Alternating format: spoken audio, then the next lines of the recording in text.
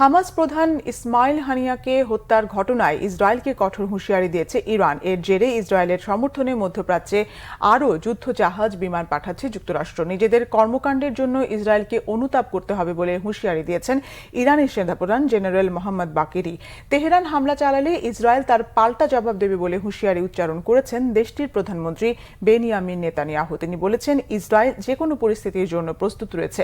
এদিকে শুক্রবার মার্কিন প্রতিরক্ষা দপ্তর পেন্টাগন জানিয়েছে, ইরানের উত্তেজনা কমাতে বিভিন্ন পদক্ষেপ গ্রহণ করছে ওয়াশিংটন। মধ্যপ্রাচ্যে অতিরিক্ত ব্যালিস্টিক ক্ষেপণাস্ত্র, প্রতিরক্ষা সম ক্রুজার, ডেস্ট্রয়ার এবং একটি নতুন ফাইটার স্কোয়াড্রন পাঠানো হয়েছে বলে জানান মার্কিন প্রতিরক্ষা মন্ত্রী লয়েড অস্টিন। অন্যদিকে গাজায় হামলা এবং হত্যাযজ্ঞ অব্যাহত রেখেছে ইসরায়েলি বাহিনী। জাতিসংঘ বলছে, গাজার 2/3 বাড়িঘর বিধ্বস্ত হয়েছে। গত 10 মাসে ইসরায়েলি হামলায় নিহত হয়েছে 39,400-রও বেশি ফিলিস্তিনি।